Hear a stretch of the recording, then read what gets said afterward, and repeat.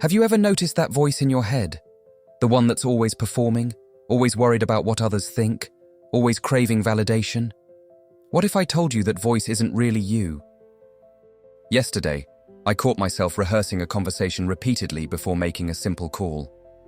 Your mind is a theater where the spotlight shines on a frantic performance of fear and judgment. Yet behind that noisy actor sits the real you, quiet, peaceful, watching it all unfold. Today we're exploring how to shift from identifying with the anxious performer to the serene observer. We'll step behind the curtain to discover who's really directing this elaborate mental show. Have you ever noticed how much energy it takes to maintain your image? It's like you're constantly on stage, rehearsing your lines, adjusting your costume, worrying about the audience's reaction. That voice in your head critiquing your every move, second-guessing your decisions, replaying conversations long after they've ended, that's not actually you. It's the actor on your mental stage, desperately seeking validation for its performance. This actor, your ego, demands constant attention.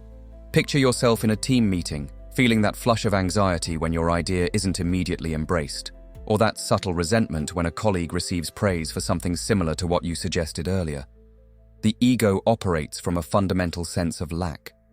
The applause you receive never truly satisfies its hunger for recognition. Think about those moments when you received praise or recognition. How long did that satisfaction last? An hour? A day? The ego shifts its expectations, creating new conditions for happiness. Yes, they liked my work today, but what about tomorrow? What if I can't repeat that success? The performance continues, striving for more acclaim, like a hamster on a wheel that never stops turning. Comparison becomes the ego's measurement tool. During a social gathering, it silently calculates your status. Am I more successful than my old classmate? Less attractive than that person? More intelligent than my friend? In this exhausting game, you're either inflating yourself above others or diminishing yourself below them, but never simply being who you are. When we fully identify with this performer, disagreement becomes threatening. Someone challenges your political view. The ego perceives this not as a different perspective, but as an attack on your identity. A friend doesn't respond to your message right away. The ego constructs elaborate stories about what this means about your relationship, your worthiness, your standing. The ego's dramatic tendencies extend beyond present moment concerns. It preserves past injuries. Remember how they disrespected you 5 years ago? And anticipates future threats. What if you fail? What if they reject you? What if you end up alone? Through these narratives, we become trapped in a cycle of grievance and fear, neither fully present nor truly at peace. The performance becomes so convincing that we forget we're watching one at all. The boundaries blur until we believe we are the performance.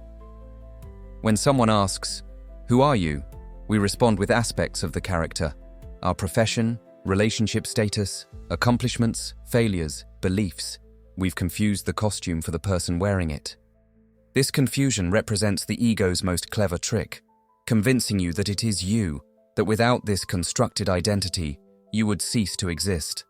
It whispers that without your grievances, your anxieties, your need for control, you would dissolve into nothingness. And so you cling to the performance, even when it causes suffering, because at least it's familiar. What's really happening when your ego takes center stage is a case of mistaken identity. You've confused the actor with the director. You've identified with the temporary role rather than the consciousness that's witnessing the role. This misidentification is the root of much of our psychological suffering. Now let's explore the quiet observer, discovering the director behind the curtain.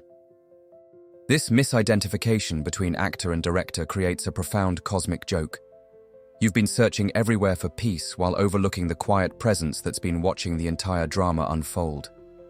All along, there's been a witness to your thoughts, emotions, and experiences, a consciousness that remains untouched by the drama, unmoved by the applause or criticism, and undisturbed by the constant seeking of the ego. When you begin to recognize this witnessing presence, you might notice the stark contrast between the noisy performance of your ego and the silent observation of the director.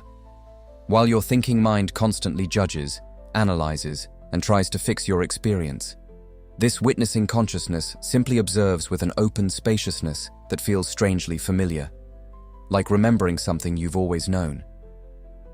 The director, this witnessing consciousness, perceives your thoughts and emotions as temporary weather patterns moving through the sky of awareness. Like a steady camera recording the flickering film of experience, it remains unmoved by the drama that so captivates the ego. Consider those moments when you're caught in overwhelming anxiety about a work situation, your mind racing with worst-case scenarios. Then suddenly, you notice a quiet awareness watching all this mental activity. In that recognition lies a profound shift. We remain unaware of this quiet presence because we're completely absorbed in our experiences. We're so identified with our thoughts that we don't notice the awareness in which those thoughts appear. It's like becoming so engrossed in a movie that you forget you're sitting in a theater watching projected light and shadow. What makes this director consciousness so remarkable is its inherent quality of fulfillment. While the actor constantly seeks more, always feeling incomplete, the director experiences a profound enoughness that doesn't depend on circumstances. It operates from a different level of being entirely, one that recognizes its inherent wholeness and connection to all of life. How often do you find yourself caught in the drama of your life, believing that your happiness depends on getting what you want? What would change if you could step back and witness the performance from a broader perspective? This shift in identity can't be found through the ego's usual strategies. You can't think your way to it or achieve your way to it. The witnessing presence is already here, already functioning, patiently waiting for your recognition. When you begin to identify with this witnessing presence rather than with the actor, a profound transformation occurs, from fragmentation to wholeness, from separation to connection. The world doesn't change, but your relationship to it transforms completely.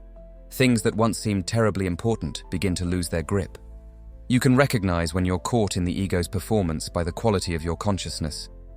When identified with the actor, you feel contracted and separate. But when you shift to the director's perspective, there's an expansion and sense of peace. From the director's perspective, a profound truth becomes clear. You are not your thoughts or emotions. You are the awareness in which all these arise, exist for a time, and then dissolve. Just as a mirror isn't stained by the images it reflects, your essential nature remains untouched by the content of your experience. So here we come to the full realization of our theater metaphor. What an extraordinary discovery. Within your consciousness exists both the noisy stage of ego performance and the quiet space of awareness behind it all. The most beautiful part. You have the freedom to choose where you place your attention. Right now, as you watch this video, take a moment to notice your thoughts. Can you sense both the thinking and the awareness observing those thoughts? This isn't a one-time shift, but a gentle moment-by-moment practice of remembering. When caught in life's drama, you can softly recognize, I am not this performance, feeling the immediate spaciousness that comes when you step back from identification. What we're discovering is a profound power, not to control circumstances, but to experience life as it truly is. When you rest in awareness, life opens before you with remarkable freshness, a spaciousness where love flows naturally, not because you're trying to be loving, but because that's what remains when the ego's constant performance finally falls away.